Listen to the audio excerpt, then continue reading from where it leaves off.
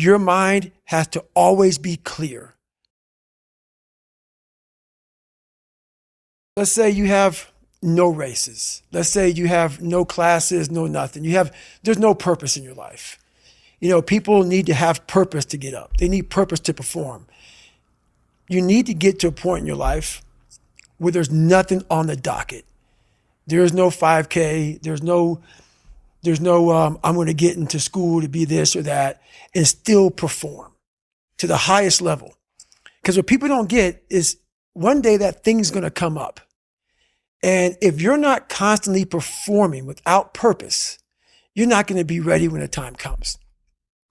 It's this magical thing, purpose, that we're all looking for. But what's funny about it all is that we need these things to perform. But we don't take a second to realize the purpose is always there. The purpose never leaves us because the very purpose is you. You are always the purpose. There may be another purpose, like being a SEAL or going to college or whatever, but the main purpose in life is you. So if you wake up in the morning and you don't want to do something, you don't care enough about yourself. And that's what you need to really research is, man, why am I not doing this for myself? Because that is the number one purpose in life, is to better oneself. It's so easy to be great nowadays, my friend, because most people are weak. Most people don't want to go to that extra mile. Most people don't want to find that extra because it sucks. It's miserable. It's lonely.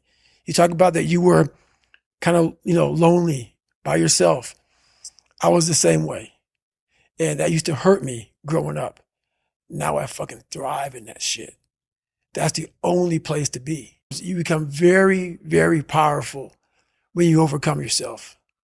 All those things you once cowered from, you were afraid of, when you face them eye to eye every day, you now become a person who has a great podcast. You have to want to be better. And it starts off with, you have to have pride in yourself. You have to have, there's something about you, whether it's your last name, whether it's just the smallest thing, you have to be proud of yourself. And if you have no pride in yourself, I can't give it to you. Because you're always going to compromise. You're always going to fold. Always. I'm very proud of myself. That's why when people said, no way you can do better than Can't Hurt Me. Make up your own mission statement. What do you want to be in life? And once you do that, now you can work with somebody to get better. You can work with yourself to get better. But until you know what you want to stand for, you will always just be sitting down. You'll never stand for anything. So the 1 second decision is just that. You're in a situation where life is sucking. Let's say you're in extreme cold water and your life is flashing before your eyes. Every time that wave goes over your head, your thought process is, I got to get the fuck out of this water. I got to get out of here. You're in fight or flight. It's cold. I can't be cold this long. And then this is where that 1 second decision comes in. You forgot every reason why you wanted to be there. You don't care about SEALs. You don't care about any of this shit. You don't care about fighting for your country. You don't care about that gaudy gold trident that they put on your chest. You don't care about any of that no more. All you want to do is go back home. You want the warmth. You may want something to eat. You want your girl to hold you. All those things of comfort are there in that 1 second. And this is where people lose. But what you have to do in that 1 second is hard to process information during pain, because that pain takes over and you can't think rationally. You're thinking about fight or flight, save yourself. That's not a rational thought. It's not a thought that's going to get you through hard times.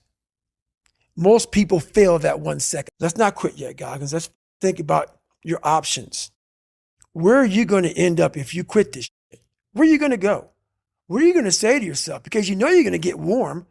The second you get out of this water, you could take a shower and you could be warm. And in 5 days, you could be out. So I start thinking logically. I calm my brain down because your brain just wants to get the fuck out. Ring the bell, put your helmet down, get warm, and then you're really fucked. And these are the things you have to think about in the 1 second decision. So that's what that's all about. It's about gaining control of your mind, putting things back in the proper perspective, and then saying, I really do want to be here. And I'm going to have a bunch of these 1 seconds through this 130-hour journey. And I have to learn to control these, because if I fail one of these 1 seconds, I will not be a SEAL. I will not be a doctor. I will not be a lawyer. I will not be whatever the fuck it is. So that's how important that 1 second decision is. It's all about your mind takes control of you. You have to say, fuck you. I run this motherfucker. What you're doing is you're trying to optimize right now to stop the discomfort. That's right.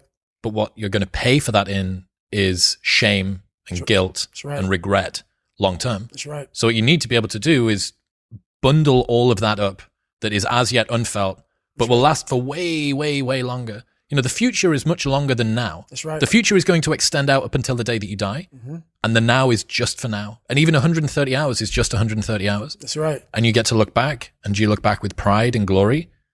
Or do you look back with shame and guilt? Nothing is permanent. Nothing is permanent. And a lot of times you have to learn to perform without motivation. You have to learn to perform without purpose. You have to learn to perform a lot of different things.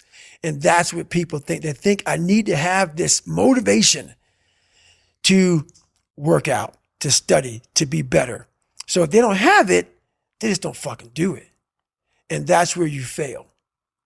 You have to learn to train your mind well beyond motivation. If you have motivation, that's great. That's some kindling to the fire. All it takes is a little bit of fucking spark, you can burn a whole forest up. But motivation, you have to learn to exist without it. You have to learn to be, you have to be your best self when you're least motivated. And that's the tricky part about all that shit. Motivation is just a word. You have to have these different things in your mind on where you want to go and know that motivation is not going to get me there. Because I'm not going to always be motivated. Is you're organizing your mind so you can put that discipline. So a lot of people talk about discipline. Okay, great. Why do you fall off the fucking wagon?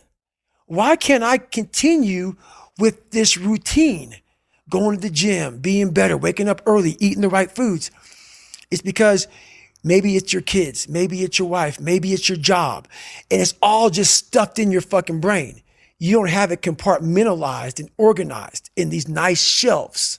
Like you look in the garage, it's all fucking a nice organized militant garage. Hey, where are my dumbbells? Right there. A lot of people whose brain, hey, where's my dumbbells? Let me look. They're fucking throwing shit. They're looking through totes. They're all fucked up. So where am I going to put discipline in that mind if I can't find other shit? You got to be able to find all these different things in your mind. Oh, I can put discipline right there. I can put consistency right there. I can put all these things right there in that spot. So that's what I'm talking about. If your life is not organized, and your life being everything around you, because it takes one little fucked up piece of an outside interference to clutter your whole mind. Your mind has to always be clear.